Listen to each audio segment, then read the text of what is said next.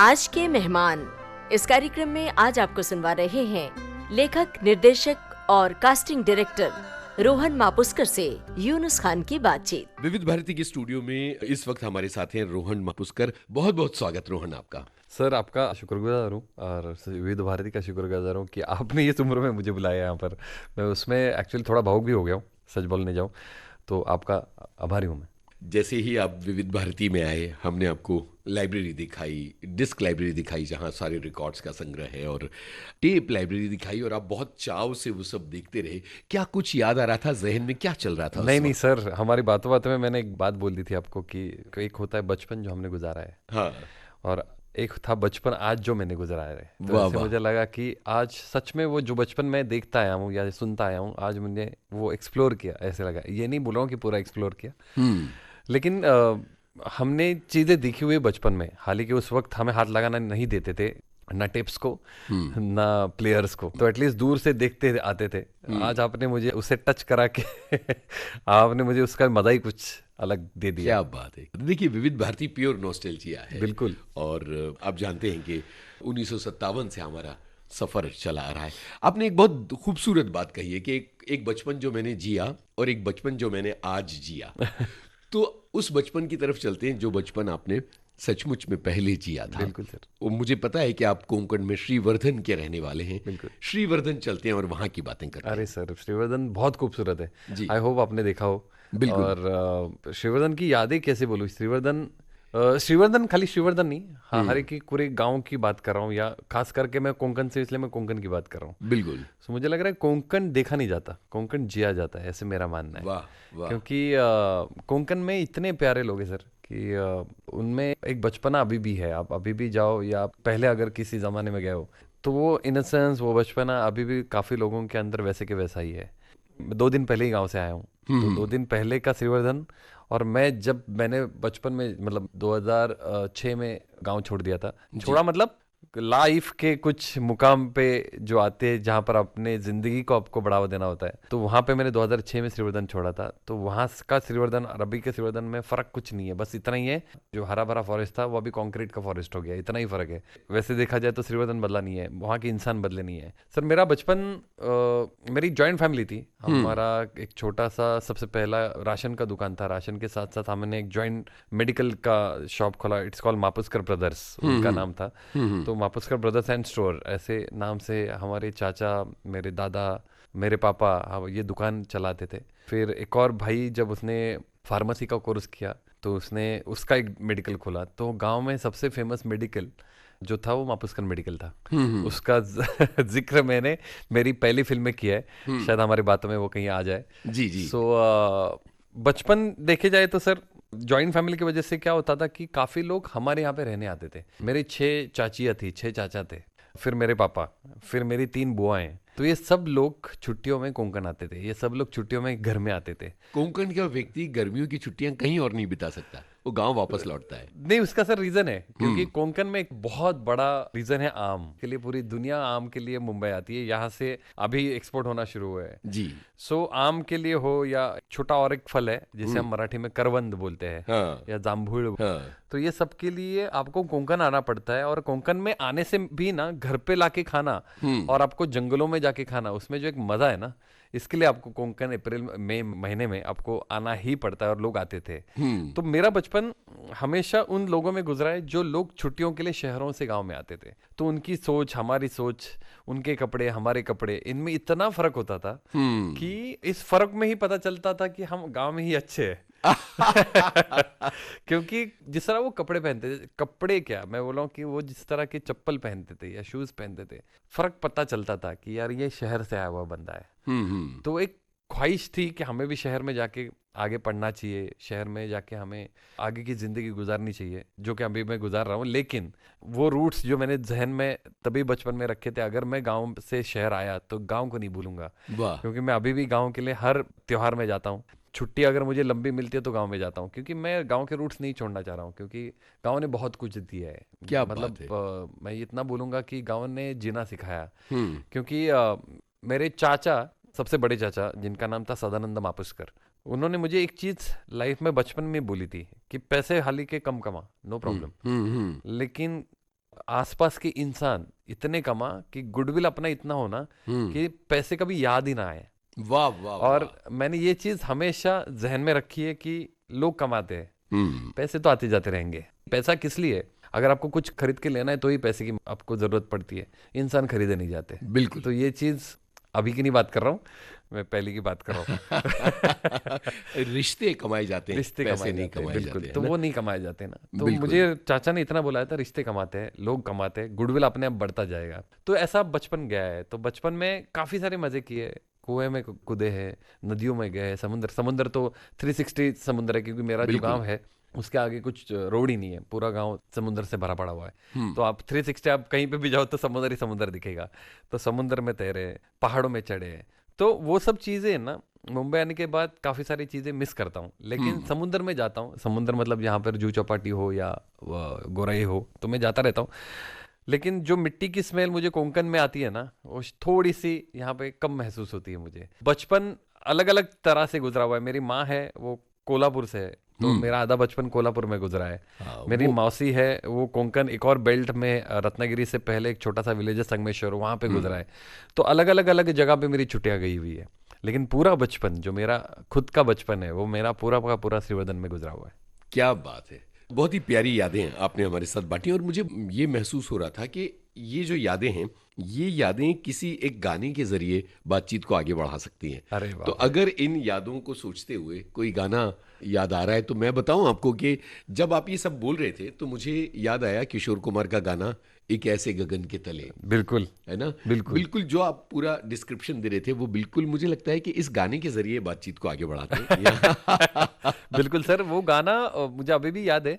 पहली बार ना गांव में जब एफएम आया था, हाँ। एफएम मतलब मुंबई में शुरू हुआ था, लेकिन मैं इसलिए बोल रहा हूँ कि गाने से आगे बढ़ते, क्योंकि ये मेरी एक याद है इस गाने की। बिल्कुल। तो मैंने कुछ जुगाड़ करके ना, मेरे एक स्प्लेंडर थी उस वक्त में, एक छोटा सा बक्सा आता था जिसकी एलर मैंने टायर से यहाँ से ऊपर खींची थी। वाह। और मैंने जहाँ पे हम चाबी लगाते वहां पे उसको सेट किया था। हाँ। और मुझे पता था कि पूरे गांव में एक ही जगह पे उसका नेटवर्क मिलता है, जो हमारा छोटा सा स्कूल नंबर 1 उसे बोलते हैं, शाला नंबर 1 बोलते हैं उसे। तो उसके ग्राउंड में जो झंडा था, फ्लैग स्टैंड, वहां पे उसका नेटवर्क मिलता था। तो वो गाना जब मैं एफएम पे सर्च कर रहा था तब ये गाना लगा था। वाह वाह वाह। तो मुझे क्या अभी बात आपने बोल दिया और मुझे उसकी एक याद आई। बहुत प्यारी यादें आपने बचपन की हमारे साथ बांटी हैं, श्रीवर्धन की यादें। यहाँ एक बहुत ही सहज जिज्ञासा मेरी ये है कि इस बचपन में रेडियो और सिनेमा से किस तरह का कनेक्ट था और बाद में टीवी से जो कनेक्ट बना, ये तीनों बातें बताइए और इनका इम्पैक्ट क्या पड़ रहा था।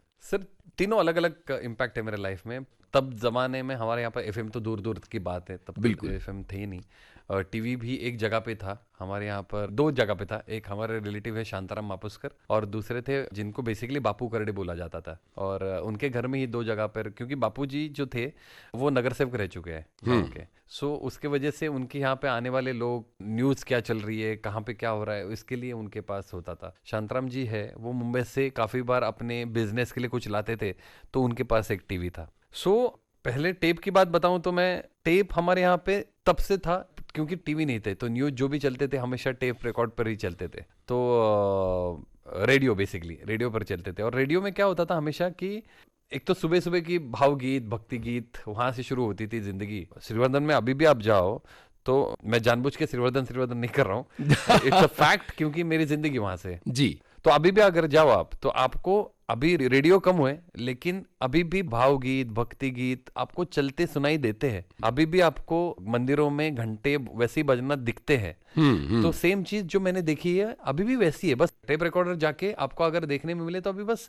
चीजें बदल ली है, मोबाइल पे आ गई है दुनिया। लेकिन आप अगर स्पीकर पिन पे लगा दो तो आप गाने सुनती हो। ये खास करके ना मैंने श्रीवर्धन में और कोल्हापुर में मेरी माँ के घर में बहुत देखा है, क्योंकि हमारी जो नानी थी वो हमेशा सुबह सुबह भक्ति गीत लगा के ना हमें ब्रश करने बोलती थी, हमें वहीं पे बिठा के चाय पिलाती थी, मुरमुरे खिलाती थी। उससे क्या होता था ना, आप वो जो टाइम स्पेंड कर रहे हो ना, वो टाइम आपको स्पेंड करते करते वो चीज आपको मतलब इनबिल्ड हो रही है आपके अंदर, आपके जहन में जा रही है। हाँ।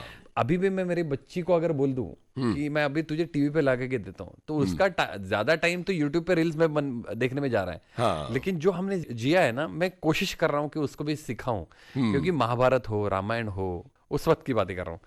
तो यादें मेरी सुबह की शुरुआत जो होती थी तो हमेशा मतलब वहीं से होती थी कि नानी के पास से। टीवी का ये है सर सीन कि हमें मैच देखने की बहुत आदत थी। मतलब मैं बचपन से, मुझे बहुत क्रिकेट का शौक है, तो क्रिकेट देखने के लिए दो ही टीवी होते थे, एक तो जी शांताराम जी के पास और बापूजी के पास। तो बापूजी का घर बहुत नजदीक था, दौड़ के जाके हमेशा रामायण देख लो, महाभारत देखो, जब भी मैच हो तो मैच देखो। जैसे टीवी बढ़ना शुरू हुए ना, आप बिलीव नहीं करोगे, एक टाइम तो ऐसे आ गया था, एक सीरियल का डायलॉग एक घर में शुरू होता था और दूसरी जगह पे उसका कंटिन्यू डायलॉग सुनने में मिलता था। तो वो भी एक दौर मैंने देखा हुआ है, मैं मेरी बात कर रहा हूँ। क्या बात है। उसके बाद हमारा खुद का एक थिएटर था सर, जिसे मापुस का थिएटर बोला जाता था। पूरे कोंकण में एक ही थिएटर था उस वक्त। अच्छा, मेरे एरिया की बात कर रहा हूँ। तो वो जो थिएटर था वहां पे कम से कम 400-500 लोग एक साथ बैठ के सिनेमा देखते थे। तो ये एक प्रॉपर टॉकीज थी? प्रॉपर टॉकीज थी जहां पे पत्रे के चेयर होते थे। ओके। पत्रे का पूरा शेड होता था, पर्दा 70 mm था। वाह। लेकिन प्रोजेक्टर के साथ था। तो मैंने प्रोजेक्टर रूम में बैठ के भी फिल्म देखी है, मैंने टिकट्स भी बेचे हैं, मैंने सोडा बोतल भी बेचे हुए हैं, मैंने छोटी नारियल पाक की जो वड़ी आती है, मिठाई आती है, वो भी बेची हुई है। तो ये चीज भी देखी हुई है। लेकिन तब का सिनेमा और अभी का सिनेमा में इतना ड्रास्टिक फर्क है, इतना चेंजेस है कि मतलब आप प्रोजेक्टर तो हालांकि अभी भी है, लेकिन मैंने तब रील्स देखे हुए, बिल्कुल, और अभी मैं डायरेक्टली डीसीपी देख रहा हूँ, तो इतना फर्क देखा हुआ है मैंने।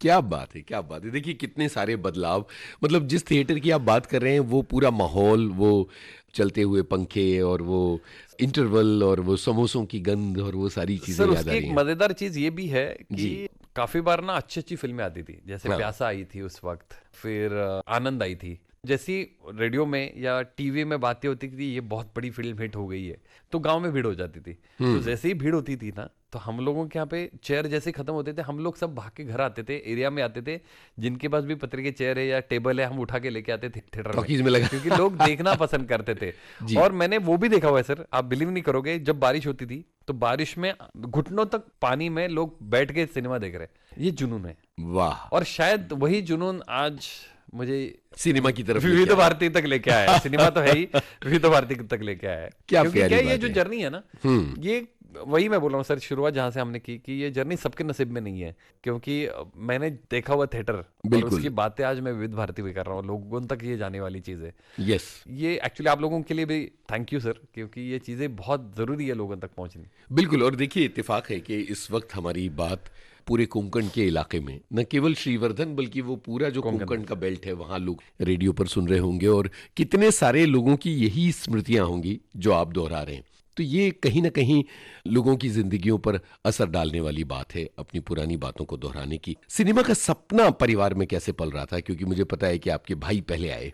भाई डेफिनेटली पहले आए, लेकिन शहरों से जब गांव में प्ले जाते थे नाटक, तो सब लोग हमारे घर पे रुकते थे, क्योंकि हमारा घर बहुत बड़ा था उस वक्त, क्योंकि अभी फैमिली बढ़ गई। तो उस वक्त जो एक औरा था घर का, तब गेस्ट हाउस कम थे, होम स्टे कम थे, तो सब लोग नाटक कंपनी हमारे यहाँ पे रुकती थी। तो एक से बढ़ के एक लोग रुके होंगे। सब लोग आए सर, मराठी के तो सभी लेजेंड आके गए हुए। बाप रे। सब लोग यहाँ से रेडी होके फिर थिएटर तक जाते थे, और क्योंकि हमारे दादा वो प्ले को अरेंज करते थे, लोग देखने के लिए आते थे। थोड़ा सा ये भी देखने जाए तो श्री लक्ष्मीकांत जी बेरडे वो मेरे मामा लगते हैं, तो उनका आना जाना भी रहता था, उनके दोस्त भी उस वक्त आते रहते थे, अशोक मामा आते रहते थे, काफी लोग, मैं काफी लोगों की बात कर रहा हूँ।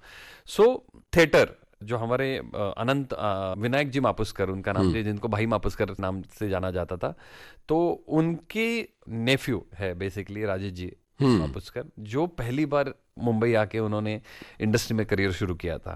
तो उन्होंने जो शुरू किया वो अभी तक मैंने संभाल के रखा है उनके बाद, और मेरे बाद शायद उनका बेटा उत्सव वो शायद कंटिन्यू करेगा।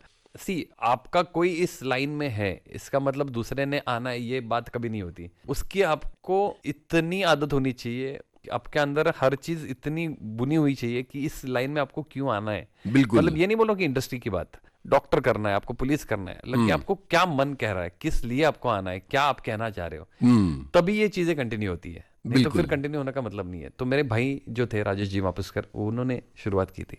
क्या ये जो नाटक कंपनियों वाली बात आपने कही कि वो सब आके रुकती थी और बड़े बड़े प्लेस होते थे, तो मुझे मराठी नाटकों की पूरी समृद्ध परंपरा नजर आई कि जो अलग अलग शहरों में जाके और नाटकों का प्रदर्शन होता था, इसका भी एक गहरा असर है कहीं ना कहीं। सर बिल्कुल, आपने मेरी पहली फिल्म देखी है, उस हम शायद बात करेंगे बाद में। बिल्कुल बिल्कुल, लेकिन अप्रैल में अप्रैल में 99 99, उसमें वन लाइनर्स है, बिल्कुल आपने देखे हैं वो वन लाइनर्स, मेरे घर से आए हुए हैं, क्योंकि ये लोग हमेशा नाटक देखते देखते रियलिस्टिक चीजें देख के, है ना, मतलब मैं एक एग्जांपल देता हूँ। एक बड़ा इंटरेस्टिंग चीज, मेरे जो दुकान था वो पूरे मार्केट एरिया में था, तो हर कोई आता था। मैंने बोला जैसे कि किराना राशन की भी दुकान थी और मेडिकल भी था, तो कोई भी आता था तो पूछा जाता था कि यार बुखार आया है, हमें क्रोसिन मिलेगी? तो सामने से आंसर क्या आता था कि बंदा बड़ा है कि छोटा है, हाँ तो उस हिसाब से दिया जाता है। कभी आप बोला जाता थे पूरी दे दो या आधी दे दो, एज के हिसाब से, कि हर चीज के लिए आप डॉक्टर के पास नहीं जाते थे। तो एक दिन ना एक बंदा आया और उसने बोला कि चूहा मारने की दवा दे दो, तो उसने बोला चूहा बड़ा है कि छोटा है? सो ये छोटी छोटी चीजें जो वन लाइनर्स है ना, ये शायद मुझे वहां से आई हुई है। फिल्म में जितने भी वन लाइनर्स देखोगे, मतलब उसमें से एक याद है मुझे कि जो लड़की आई है देखने के लिए गांव, तो वो बड़बड़ बड़बड़ बड़बड़ किए जा रही है, तो लड़का बोलता है कि अगर इसके मुंह का किसने रीडिंग लिया है तो एमबीसीबी को इसका फायदा हो जाएगा। तो ये जो छोटी छोटी चीजें है ना, वो शायद मैं बोल रहा हूँ वहीं से आई होंगी। क्या बढ़िया बात है ये, क्या बढ़िया बात है। कहीं ना कहीं सिनेमा अपने अनुभव जिंदगी से ही उठाता है। बिल्कुल सर। तो ये एक बहुत दिलचस्प बात है। मुझे ये बताइए कि क्या पढ़ाई के दौरान कहीं ना कहीं सिनेमा का सपना पलना शुरू हुआ था? नहीं, बिल्कुल नहीं, मतलब मैंने कभी सोचा ही नहीं था कि मैं सिनेमा लाइन में आऊँगा, क्योंकि मुझे ना दो चीज़ में बड़ा लगाव था। एक तो क्रिकेट और दूसरा था मुझे लाइफ में एक तो शेफ बनना था, या फिर मुझे बेस्ट कराटे में कोई एक इंस्टीट्यूट खोलना था। अच्छा, वो चीज़ मैं कर नहीं पाया। चीज़ें मैंने की, मैंने एग्जाम्पल दिया इसका शेफ बनने का। हाल ही के मेरे भाई को जाना था तो मैं वहां से बैकआउट किया था। फिर कराटे में ब्लैक बेल्ट रह चुका हूँ। वाह वाह, वो एक चीज है लाइफ में। और तीसरी चीज है क्रिकेट का। मैंने लाइफ में बहुत क्रिकेट खेला है सर। क्या मतलब बात। मेरी ख्वाहिश थी कि मैं मुंबई में आके नेट प्रैक्टिस करूं, मैं रणजी खेलूं, लेकिन हम बचपन में इतने शैतान होते हैं ना, मतलब मेरे पापा और बाबा और माँ चाहती थी कि मुंबई जाएगा तो और शायद लड़ाइयाँ बढ़ती जाएंगी, तो शायद उन्होंने नहीं भेजा होगा मुझे। सो मेरे जो भाई है राजेश मापुस्कर जी, वो हमारे गांव में एक रिचुअल है, बारिश के दरमियान श्रावण शुरू होने से पहले आप भगवान के यहाँ पे एक प्रसाद चढ़ाया जाता है, जो आपको नॉनवेज का प्रसाद होता है। उसके लिए शहरों से गांव से सब लोग एक जगह पे आके इकट्ठा होके उस प्रसाद को खाते भी है और देते भी है। Basically it's a get together देखने जाए तो हमेशा राजेश जी आते थे और कहानियां बताते थे इंडस्ट्री की, कि आज संजय जी ने ये किया, आज एमबीबीएस के शूट पे ये मजा आ गया। और एक बात मुझे उनकी हमेशा उस वक्त याद रही थी कि घर से ना हर कोई नॉनवेज की चीज अगर बनती है तो संजय दत्त साहब के लिए जाती है, तो प्रॉन्स बनती है तो उनके लिए जाती है, भाकरी बनती है तो उनके पास। मतलब इतनी नजदीक से अगर आपको एक्टर को देखा जाता है और आप उनके साथ इंटरेक्ट कर सकते हो, तो यार ये लाइन बड़ी इंटरेस्टिंग है। वाह। सो मैंने सोचा कि मैं राजेश जी को पूछता हूँ कि मुझे आना है इस लाइन के लिए, तो मैं समझना चाहता हूँ कि एग्जैक्टली ये लाइन है क्या। उस वक्त वो चीज़ हो नहीं पाई क्योंकि हमारे दो भाई और काम कर रहे थे, तो तीसरा कैसे आएगा, क्या करेगा, उनको भी आइडिया नहीं थी। एक दिन मैं मम्मी के पास से मैंने 600 रुपये लिए और मैं मुंबई पकड़ ली मैंने सीधा। अरे वाह। मुंबई आने के बाद पापा ने फोन किया राजेश जी को कि यार ये आया है, तुझे पता है कि नहीं है? तो नहीं पता, उसको बोलो ऑफिस आ जाए मुझे मिलने के लिए। तो मैं तब गया था बैंड्रा में, उस रोड का नाम था वाटरफील्ड रोड, और उस वाटरफील्ड रोड में एक नाम था गुलदेव सागर नाम की एक बिल्डिंग थी। उसके फर्स्ट फ्लोर से राजेश जी ने मुझे हाथ किया, विंडो से मुझे ऊपर बुलाया। मैं ऊपर जाने के बाद पहली बार मैंने एक इंसान को देखा, एक आदमी को देखा, जो थे राजकुमार हिरानी जी। ओहो। और जो उनकी ऑफिस थी, मुझे नहीं पता था कि उनकी ऑफिस है, लेकिन वो जाना पहचाना चेहरा लग रहा था क्योंकि एमबीबीएस कुछ दिनों पहले ही रिलीज हुई थी, उस वक्त की बात कर रहा हूँ। तो मुझे अभी भी याद है राजू जी खाना खा रहे थे और खाना लेने के लिए वापस उठते जब हम, अच्छा तीसरा भाई आ गया तेरा इंडस्ट्री में, ये अभी काम करेगा नहीं करेगा, नहीं देखते अब बात करूंगा इससे। तो मुझे इस लाइन की आइडिया नहीं थी। तो राजेश जी ने इस जर्नी में मुझे बहुत सपोर्ट किया है, मतलब प्रोडक्शन से लेके डायरेक्शन से लेके आज डायरेक्टर तक। मतलब प्रोडक्शन उन्होंने सिखाया, खुद के पास भी सिखाया, दोस्तों के पास भी सिखाया। डायरेक्शन खुद के पास भी सिखाया, दोस्तों के पास भी सिखाया, और डायरेक्टर के लिए एज ए प्रोड्यूसर वो खड़े हुए। सो ये जर्नी थी। बिल्कुल। तो राजेश जी के वजह से ये शुरुआत हुई थी हमारे इस घराने में कि कोई सिनेमा लाइन में आने के लिए। और राजेश जी जाके राजकुमार हिरानी से जुड़े और उन्होंने फिर उनके साथ काफी लंबा काम किया और फिर खुद की फिल्में भी बनाई, है ना? मेरा ख्याल है फरारी की सवारी और 2 फिल्में उन्होंने की। 3 इडियट्स में वो एसोसिएट डायरेक्टर रह चुके हैं। फरारी की सवारी उनकी इंडिविजुअल फिल्म थी एज ए डायरेक्टर। हाँ बिल्कुल, फिर बाहर आके उन्होंने एक बहुत बड़ी फिल्म की जिसके लिए उन्हें नेशनल अवार्ड मिला। वो थी वेंटिलेटर, मराठी फिल्म जो Yes. प्रियंका चोपड़ा जी ने प्रोड्यूस की थी। और वो बहुत बड़ी फिल्म जिसको और भी तमाम अवार्ड्स मिले तमाम, हैं, या, है ना? आपका उससे कोई कनेक्शन रहा है? बिल्कुल सर, मैं वेंटिलेटर में कास्टिंग डायरेक्टर का भी काम कर चुका हूँ और काफी सारी चीजें हैंडल कर चुका हूँ। उसमें से दो इंपॉर्टेंट चीजें थी, कास्टिंग और एसोसिएट डायरेक्टर। और उस वक्त राजेश जी को लगा था कि क्या होता है मराठी सिनेमा जब बनाते आप तो उसको एक पर्टिकुलर डेज में आपको कंप्लीट करना पड़ता है, तो उस डेज में शायद हमारी फिल्म कंप्लीट नहीं हो रही थी, तो उन्होंने मुझे सेकेंड यूनिट डायरेक्ट करने के लिए भी दी थी। तो सेकेंड यूनिट डायरेक्टर में कुछ सिमिलर जो फिल्म के लगत जो भी सीक्वेंसेस है वो मैं शूट कर रहा था। तो उसमें प्रोडक्शन भी किया है, डायरेक्शन भी किया है, कास्टिंग भी की है, पूरे क्रू को भी संभाला है। तो वेंटिलेटर में सब मैंने किया हुआ है, वाह वाह वाह। क्योंकि मैं चाह रहा था कि एज ए डायरेक्टर वो डायरेक्शन पे ही फोकस करे, उनके पास हर चीज का प्रेशर ना जाए। हाँ, तो मैं कोशिश कर रहा था कि जितना प्रेशर मैं मेरे तरफ ही हैंडल करके खत्म कर लूं। क्या आपको बढ़िया भी बात पता है सर, एक फिल्म बनना मतलब बिल्कुल बिल्कुल। इट्स लाइक अ शादी। यस, बिल्कुल बिल्कुल। तो जब आप बॉम्बे आए और आपने पूरा एक दृश्य खींचा कि राजकुमार हिरानी मिले और वहां से ये हुआ कि तीसरा भाई भी आ गया, बहुत दिलचस्प बातें चल रही हैं और ये बातों का सिरा वहां आ गया जहां आप मुंबई आ गए हैं और बांद्रा में राजकुमार हिरानी के ऑफिस में भाई आपको बुलाते हैं। इसके आगे की कहानी बताइए। सर बाप तो मतलब मेरी जिस तरह मेरी फिल्म में नॉस्टैल्जिया, उस तरह ही आप नॉस्टैल्जिक मोमेंट क्रिएट कर रहे हो मेरे लिए। क्योंकि उस वक्त मुझे कुछ पता नहीं था इस इंडस्ट्री के बारे में। मतलब वो एक लाइन जो थी कि घर से खाना एक्ट्रेस के लिए जाता है, उस एक लाइन से मैं इस लाइन में आया था। यहाँ आने के बाद मुझे पता चला कि वो चीज़ें बहुत अलग है, क्योंकि मुझे इस लाइन का पता नहीं, इंग्लिश मेरी इतनी अच्छी नहीं थी। मुझे अभी भी याद है राजेश जी मुझे हमेशा बोलते थे अगर मैं कुछ गूगल पे डाल दूं तो तू गूगल पे डाला मत कर, क्योंकि तू अगर कुछ गूगल पे डाल देगा तो शायद गूगल कंफ्यूज हो जाएगा। तो वो भी चीज़ मुझे बोलते थे। आपने पूरा बचपन मतलब 23 साल अपने गांव में गुजारे हैं, जहां पर इंग्लिश, ऐसे नहीं कि इंग्लिश सिखाया नहीं जाता था, लेकिन आपका मन नहीं होता था हर चीज़ सीखने का। बाकी चीज़ों में जैसे मैं क्रिकेट में बहुत अच्छा काम कर रहा था, मेरी संस्कृत बड़ी अच्छी थी, मेरी मराठी बहुत अच्छी थी, तो इंग्लिश उतना लगाव नहीं था उस वक्त। तो इसकी वजह से शायद अभी भी मैं बोलूंगा थोड़ा कम है, कि जो मुझे चाहिए चीज़ काफ़ी कम मिल रही है, ऐसे मैं पकड़ रहा हूँ फिलहाल। इम्प्रूव्ड है।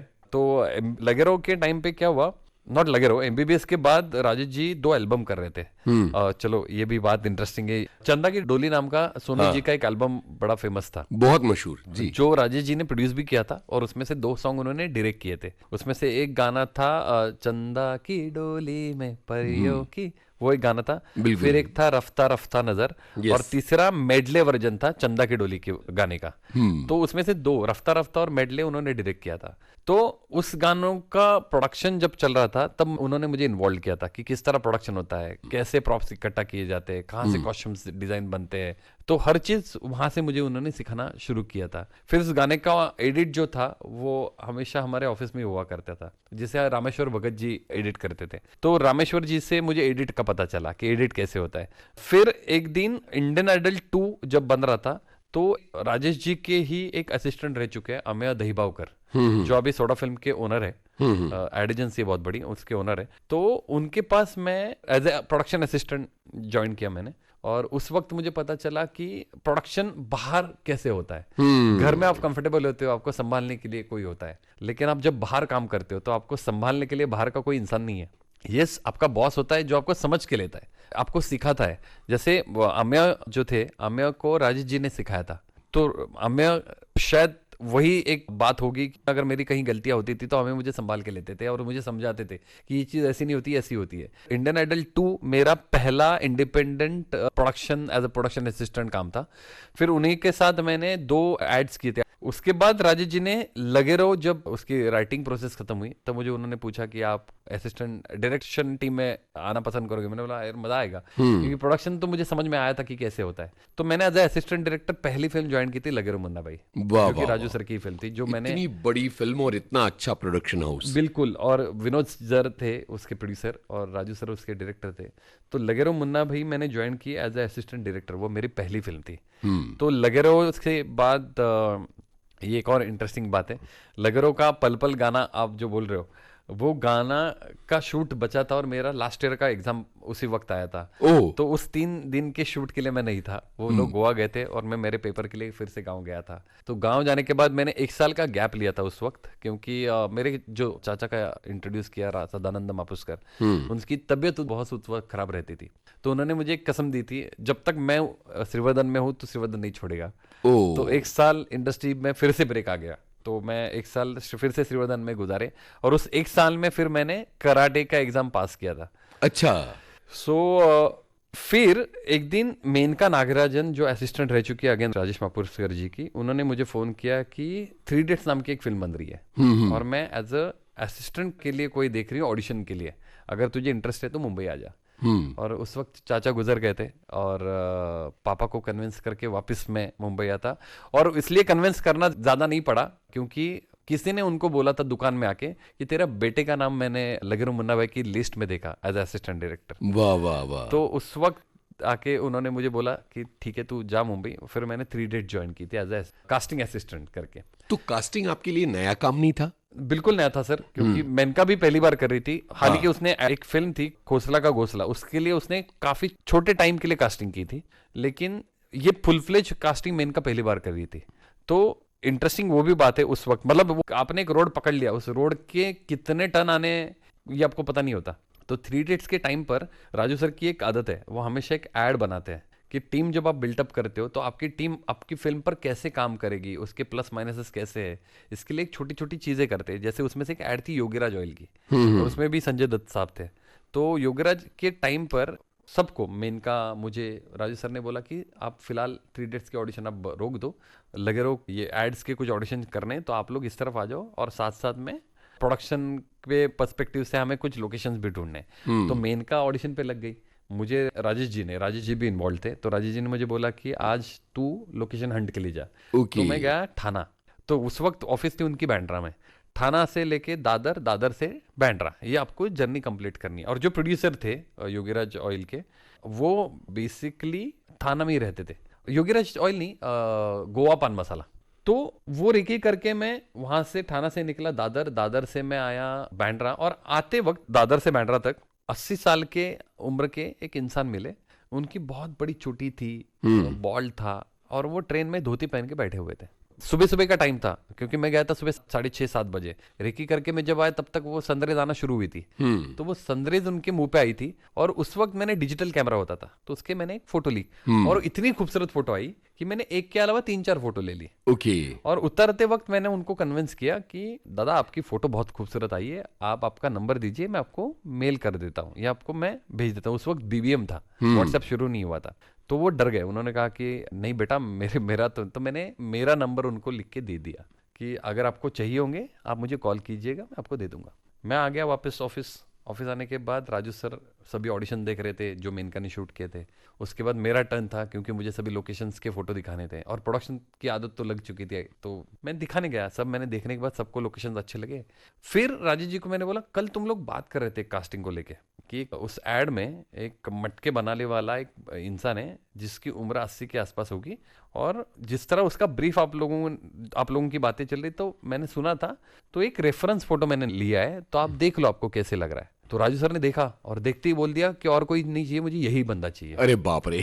तो मतलब मैं तो वो नहीं होता कि धरती निकल गई पैर से, क्योंकि नंबर तो था नहीं, और आप पहली बार राजू सर के साथ काम कर रहे हो, मतलब कास्टिंग की प्रोसेस से लगे रहो। तो मैंने एज ए असिस्टेंट ज्वाइन की थी उस वक्त, और राजू सर बहुत पर्टिकुलर इस चीज में कि अगर मुझे दिखाई तो मुझे वो चीज चाहिए, अगर वो चीज नहीं है तो फिर दिखाओ मत। हाँ। मैं उसी रात सर, आप बिलीव नहीं करोगे, मेरे मौसी के गांव निकल गया संगमेश्वर में, और संगमेश्वर में जाने के बाद 2 दिन में रहा मैं। मेरी इतनी फटी पड़ी थी कि मैंने बोला अभी एक तो 1 साल का ऑलरेडी ब्रेक लग चुका है लाइफ में, एक और ब्रेक लग गया आपके लाइफ में। और तीसरे दिन उनका फोन आया मुझे उस दादाजी का कि बेटा वो मेरा आपने फोटो निकाला तो मेरा बेटा आपसे बात करना चाह रहा है। मैंने बोला भाई आप उनको लेके आ जाओ कल के कल ऑफिस में। मैं ऑफिस आया, उनको फोटो दिखाई, राजू सर ने अप्रूव की, राजू सर ने उनको कास्ट किया, एड शूट हुई। वाह उस एड का पहला चेक मुझे 25,000 का मिला। क्या बात तब है। मुझे पता चला एग्जैक्टली कास्टिंग होता क्या है। जब राजू सर को पता चला कि यार ये किरदारों को सुन के पकड़ लेता है, तो राजू सर ने मुझे 3 Idiots की कास्टिंग में इन्वॉल्व किया। तो वहां से शुरू हुई थी कास्टिंग की जर्नी मेरी। ये कितने बड़े इत्तेफाक की बात है कि एक लोकल ट्रेन की जर्नी ने आपको कास्टिंग डायरेक्टर बना दिया? सर ये है जर्नी। तो कास्टिंग की जर्नी 3 इडियट्स से शुरू हुई। तो 3 इडियट्स की कास्टिंग तो बहुत बड़ा चैलेंज रहा होगा आपके लिए। बिल्कुल सर, 3 इडियट्स के चैलेंज के साथ साथ राजू सर को कन्विंस करना बड़ा चैलेंज होता था। हाँ हाँ। क्योंकि राजू सर बहुत पर्टिकुलर होते हैं आपकी कहानी को लेके, स्क्रिप्ट को लेके, डायलॉग्स को लेके, पर्टिकुलर हर चीज को लेके पर्टिकुलर होते हैं। तो कास्टिंग तो बहुत बड़ी बात है उनके लिए, क्योंकि फिल्म देखी है सबने तो। बिल्कुल। 3 इडियट्स लेजेंड फिल्म अगेन। मैं खुद शुक्रगुजार हूँ कि उस फिल्म का पार्ट हूँ, एज असिस्टेंट डायरेक्टर भी, एज अ कास्टिंग डायरेक्टर भी। लेकिन 3 इडियट्स में प्रॉब्लम्स कहाँ से थे कि उस फिल्म में हर कोई नए लेके काम करने वाले थे, क्योंकि वो एक 5 पॉइंट समवन चेतन जी की बुक से बेस की हुई फिल्म। तो उस फिल्म में राजू सर ने सोचा था कि सभी नए लोग लेंगे और नए लोगों के साथ काम करेंगे। तो नए लोगों के ऑडिशन शुरू हुए थे। तो आप बिलीव नहीं करोगे, अनुष्का शर्मा, राजकुमार राव, जैकलिन फर्नांडिस, सब बड़े बड़े नाम जो अभी भी है। राजकुमार राव तो उस वक्त राजकुमार यादव होते थे और वो FTI से जस्ट पास आउट हुए थे। अमिताभ नागपाल थे।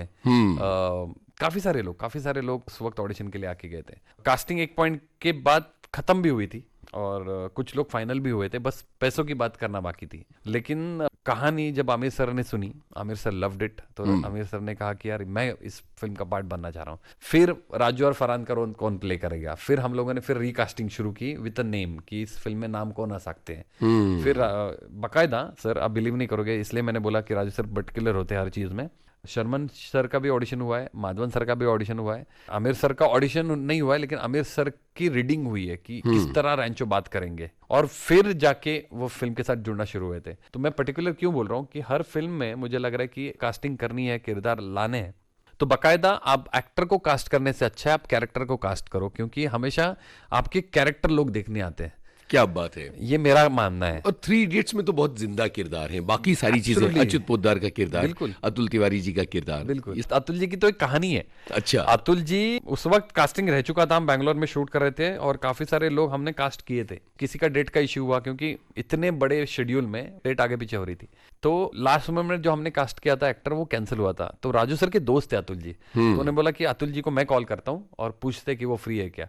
तो अतुल जी आए सडनली। आप अतुल जी से अगर कभी आएंगे, बिल्कुल दोस्त हैं वो हमारे, तो वो सडनली आए थे, राजू सर ने उनको कॉल किया था। तो और कितना बड़ा सीन होके गया। बिल्कुल, उन्होंने कहा कि उस फिल्म ने उनको राइटर से एक्टर बना दिया।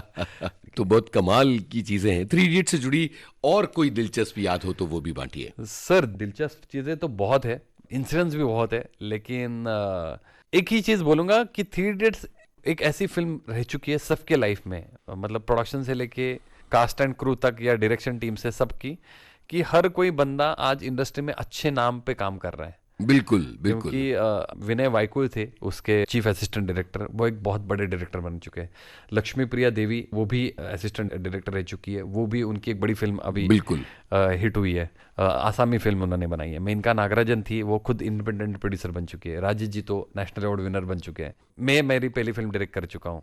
करण तेजपाल थे, उन्होंने पहली फिल्म उनकी डायरेक्ट की है। करण नार्वेकर थे, उन्होंने उनका खुद का एज अ डायरेक्टर उन्होंने काफी सारे टेलीविजन ऐड किए हुए। तो हर कोई इस फिल्म से निकला हुआ बंदा एक, जिस तरह उस वक्त एक और इंटरेस्टिंग बात, अच्छा हुआ आपने बोला, एक याद, मैं ना बहुत बोर हो चुका था 3 इडियट्स के बाद। मुझे ऐसे लगा था कि मुझे और कोई कोर्स करना चाहिए। तो राजेश जी ने मुझे बोला था कि तू लगेरो से लेके 3 इडियट्स तक देखते आया है ग्राउंड पे रह के कि किस तरह स्पॉट दादा काम करते हैं, किस तरह प्रोडक्शन किया जाता है, किस तरह डायरेक्शन किया जाता है। तुझे कोर्स में ये नहीं सिखाएंगे, तो कोर्स करके आएगा तो डायरेक्टली डायरेक्टर बनेगा। तुझे ये चीज अगर सीखने नहीं मिलती तो शायद तू आज तक यहाँ पे नहीं आता। क्या बात है। तो ये चीज मुझे 3 इडियट्स से मिली है। तो मुझे लगता है कि 3 इडियट्स जो मेरी फिल्म रह चुकी है, वो मेरा टर्निंग पॉइंट है एज ए डायरेक्टर, ऐसे मैं बोलूंगा। 3 इडियट्स के बाद फरारी की सवारी मैंने इंडिपेंडेंट फिल्म, लेकिन वो शानदार फिल्म है, उसकी भी कास्टिंग गजब है। हाँ, तो उन्होंने मुझे बोला था कि तू कर ले, देखते कि कैसे कहां तक जाती। उसकी एक अलग कहानी है सर। जो बच्चा था फरारी की सवारी में, वो नॉन एक्टर था। हमने काफी ऑडिशंस किए थे, अनगिनत ऑडिशंस किए थे। मतलब ये नहीं कि मुंबई में, हमने इंडिया में ऑडिशंस किए थे, हमें वर्ल्ड वाइड ऑडिशन किए थे। यूएस से भी कुछ ऑडिशन आए थे, न्यूजीलैंड से कुछ ऑडिशन आए थे, जो बेसिकली इंडिया से कुछ लोग गए, उनके बेटों के ऑडिशन हुए। बिल्कुल। कोई पसंद नहीं आ रहा था। तो इसलिए पसंद नहीं आ रहा था, मैंने जो चीज बोली ना कि जिस तरह राजू सर पर्टिकुलर होते हैं, उन्हीं के शिष्य है राजेश मापुस्कर। बिल्कुल। तो वो भी उतने ही पर्टिकुलर है। तो आपने अगर किरदार लिखा तो किरदार को सूट होने वाला ही बंदा आप मुझे लाके दो। तो फरारी में जो किरदार लिखा गया था, आपने अगर फिल्म देखी हो, कि उसमें 3 लोग है घर में मर्द। एक दादा है, उनका बेटा है, उनका पोता है। बिल्कुल। शर्मन जो है वो उस बेटे के फादर है और बमन सर दादा ने प्ले किया हुआ रोल है। तो इमेजिन करो आप, कहानी का बेस क्या है कि दादा जो है बहुत बड़े क्रिकेटर रह चुके हैं, बेटा क्रिकेटर नहीं बन चुका, वो नॉर्मली बीएमसी में काम करता है, और उसका बेटा जो है वो दादा की ही इतना खूबसूरत क्रिकेट खेलता है। मैं कहानी नहीं बता रहा हूँ, जानबूझ के मैं एग्जाम्पल दे रहा हूँ। तो सोच कैसे आई है कि बेटे को इंटरेस्ट नहीं था लेकिन पोते को इंटरेस्ट है, तो पोते के ख्वाब पूरे करने के लिए बेटे का मतलब बाप को अपने बेटी की इच्छा पूरी करने के लिए बुनी हुई पूरी फिल्म है। तो इमेजिन कीजिए, जिस घर में माँ है नहीं, जिस घर में औरत है नहीं, जहां पे तीनों मेल से ही घर बना है, तो उस घर के बेटी की मैच्योरिटी क्या होगी। और खास करके जितना मैं जानता हूं या मैंने सीखा है, जो मैंने एक्सपीरियंस लिया है किया है, जिनके माँ बाप सेपरेट होते हैं, जिनकी माँ या बाबा जल्दी गुजर जाते हैं, उस बेटों में या बेटी में एक अलग सी मैच्योरिटी आती है। तो उस किरदार को वैसे लिखा गया था कहानी में। तो मैं हमेशा ये नहीं देख रहा था कि वो एक्टर कैसे होगा, इसलिए मुझे शायद वो एक्टर नहीं मिल रहा था। लोग देख रहे थे कि हमें एक्टर क्यों नहीं मिल रहा है, मतलब मुझे 8 महीने लगे थे उस ऑडिशन के लिए जी। क्यों नहीं मिल रहा है, क्यों नहीं मिल रहा है, क्योंकि जो किरदार लिखा है वो नहीं मिल रहा है। 2 चीजें थी जो मुझे मिलनी थी, एक उसकी मैच्योरिटी और उसका फेस जो शर्मन सर के साथ मैच हो। मैं तब बिंबिसार नगर में रहता था, जोगेश्वरी में। मेरी बहन रहती थी, मौसी की बेटी, जो संगमेश्वर मैंने बोला, उसकी बेटी, उसका ससुराल वहाँ पे था, तो मैं उनके वहाँ पे रहता था। इसके माध्यम से मैं उनको भी थैंक यू बोलना चाह रहा हूँ, क्योंकि शायद उन्होंने उस वक्त मुझे अगर सहारा नहीं दिया होता तो आगे की जिंदगी नहीं बढ़ती। तो सामने ही मूवी टाइम हब नाम का एक मॉल है, बिल्कुल, वहाँ पे मैगडी है, मैकडोनल्ड, वहाँ पे बैठ के मैं मेरा काम करता था। तो वहाँ पर मैंने उस बच्चे को देखा था, जिस तरह वो उसका बर्ताव था, जिस तरह वो बिहेव कर रहा था, जिस तरह वो मम्मी और पापा के साथ इंटरेक्शन कर रहा था, या फिर उसको अगर कुछ चाहिए तो वो किस तरह मैगडी के पार्टनर्स को जाके बोलता था कि मुझे अगर ये चीज़ चाहिए। तो उसकी मैच्योरिटी मुझे बड़ी पसंद आ रही थी। उसका दिखना एग्जैक्टली शर्मन के बेटे की तरह था। तो मैंने बहुत हिम्मत करके जाके उनको पूछा था, तो उनको लगा कि कोई क्लब महिंद्रा से कोई कार्ड देने नहीं आते हम लोग तो वैसे से कोई इंसान है। तो उन्होंने मुझे बोला नहीं, हमें कोई क्लब महिंद्रा की मेंबरशिप चाहिए नहीं, हमारे पास है। तो मैंने उनको बड़ा कन्विंस किया था कि नहीं, मैं ऐसी कंपनी में हूँ, मैं विनोद चोपड़ा कंपनी में से काम करता हूँ, मैं एज अ कास्टिंग डायरेक्टर इस फिल्म पे काम कर रहा हूँ, और हमारे कल वर्कशॉप है, तो मैं चाह रहा हूँ कि आप आपके बेटे को लेके आइए। पहले उनको लगा था उनके माँ के लिए कि मैं ऑडिशन के लिए पूछ रहा हूँ। उसको कन्विंस करने के बाद जब पेटे पे आया तो उन्होंने बोला कि ऑलरेडी हमें किसी ने इसमें से पैसे निकाले हुए, बेटे को एक्टिंग के लिए हम चांस देंगे, तो हम नहीं आना चाह रहे। तो मैंने कहा, अगेन सेम ट्रिक मैंने यूज की। वो मुझे लगता है अगेन वो डेस्टिनी है, अगर आपके पास वो चीज हुई है तो सेम चीज आपको कहीं ना कहीं उसका पे ऑफ मिलना है। तो सेम पे ऑफ मैंने उनको मेरा नंबर दिया था, जिस तरह वो दादा को दिया था। यस, कि आप कल मुझे कॉल कीजिए, अगर आपको झूठ लग रहा है इस नंबर पे मैं आपको मिलूंगा। तो उनको मैंने विनोद चोपड़ा जी के ऑफिस का नंबर दिया था, सांता क्रूज के, और वहां पे मैं वेट कर रहा था। काफी सारे लोग ऑलरेडी वर्कशॉप के लिए आए थे। उस वक्त वर्कशॉप कंडक्ट कर रहे थे मुकेश छाबरा, और मुकेश छाबरा के साथ श्वेता त्रिपाठी, जो अभी अगेन लेजेंड एक्टर में से मानी जाती है, तो श्वेता उनको असिस्ट कर रही थी। तो वर्कशॉप कंडक्ट कर रहा था मुकेश ने, और मैं राजेश जी को रात को ही फोन करके बोला था, मैंने बोला था कि शायद हमें कास्टिंग मिल गई है, और मैं बड़ा कोशिश कर रहा था कि वो लड़का आ जाए। कोइंसिडेंटली उनके फादर का कॉल आया कि मैं दिल्ली जा रहा हूँ, तो मैं आपके ऑफिस में आके छोड़ूंगा, बस आप उनको ऑटो करके दे देना। तो वो बेटा आया, राजेश जी ने उनको देखा, और उनको भी देखते ही पता चला कि जो हमें कास्टिंग थी वो यही है, और उस वर्कशॉप में उसी बंदे को सिलेक्ट किया गया। क्या फिर उसको वर्कशॉप हमने एक्टिंग का सिखाया, जो मुकेश ने लिए थे, और उनको क्रिकेट सिखाया हमने। और जो बेसिकली अभी विनोद सर के जो बेटे हैं, उनको एक कोचिंग के लिए विलायत नाम के सर आते थे, तो उन्होंने उसकी क्रिकेट की कोचिंग की। ऐसे हमने वो किरदार क्रिएट किया कायो का। क्या बात है, कितना मुश्किल है ये, और इसमें भी कितने सारे कोइंसिडेंट शामिल हैं कि वो किरदार मिलता है। साथ साथ मुझे लग रहा है कि एक मैनिफेस्टिंग नहीं होता, बिल्कुल वो भी है। आपने मैनिफेस्ट किया कि नहीं मिलेगा आज नहीं कल मिलेगा, तो मुझे लग रहा है कि मैनिफेस्ट करना चाहिए हर बंदे ने। कोशिश जारी रखनी चाहिए। करेक्ट है। यहाँ मुझे लगता है कि हमारे सुनने वालों को एक चीज और समझ में आई कि सिनेमा आप देखते हैं तो उसके पीछे जो मेहनत है, मतलब ये सिर्फ हम बात करें कास्टिंग से जुड़ी मेहनत की, अलग अलग सेक्शंस और अलग अलग हिस्सों में और भी ज्यादा मेहनत होती है। तो कास्टिंग से जुड़ी जो मेहनत है, जो उसका जुनून है, वो भी हमारे सुनने वालों को समझ में आया होगा। तो यहाँ हम फरारी की सवारी तक आ गए। बहुत बड़ी बड़ी फिल्मों की कास्टिंग की इसके बाद भी आपने, और वो जो लिस्ट है वो बहुत बड़ी और महत्वपूर्ण लिस्ट है। तो उसमें से कुछ यादें हमारे साथ बांटिए अलग अलग फिल्मों से जुड़ी। सर एक और इंटरेस्टिंग कास्टिंग मैं बोलूंगा, वेंटिलेटर, एक तो मैं और राजेश जी दोनों पहली बार मराठी फिल्म में काम कर रहे थे, क्योंकि हिंदी इंडस्ट्री से सडनली मराठी इंडस्ट्री में आना एक बड़ा जंप होता है। बजट्स अलग होते हैं, एक्टर्स तो मराठी एक्टर्स, बिलीव मी, ये मैं इस चैनल पे जानबूझ के नहीं बोल रहा हूँ, ये मेरा मानना है, Marathi actor is the legend actors, क्योंकि उनमें एक जुनून जो है एक्टिंग का वो मैंने कहीं नहीं देखा है। क्योंकि जिस तरह वो खुद को तैयार करते हैं, जिस तरह हर चीज़ में उसको वो हर एक छोटी छोटी चीज़ें बुनना शुरू करते, बहुत बड़ी होती है।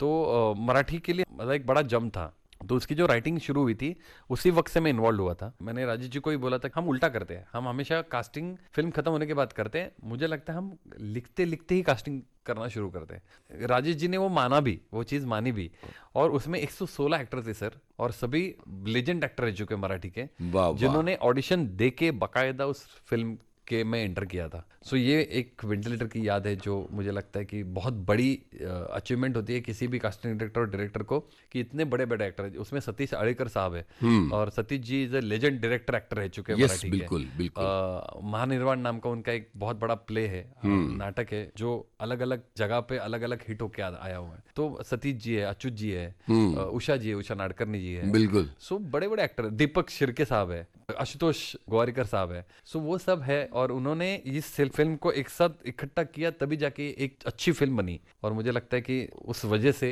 इस सब टीम वर्क की वजह से नेशनल मिला है राजेश जी, नेशनल अवार्ड मिला, फिल्म फेयर अवार्ड्स मिले, बिल्कुल। राजेश जी को लिखने के अवार्ड्स भी मिले, डायरेक्शन का अवार्ड मिला, डेब्यूटेंट डायरेक्टर का अवार्ड मिला। तो इतनी सारी चीजें हैं, और वो फिल्म अच्छी फिल्मों के कदरदानों के लिए इर्रिस्पेक्टिव ऑफ लैंग्वेज वो फिल्म बहुत महत्वपूर्ण है, और जो सिनेमा के दीवाने उसको ढूंढ के देखते हैं उस फिल्म को। तो ये एक बहुत महत्वपूर्ण बात है।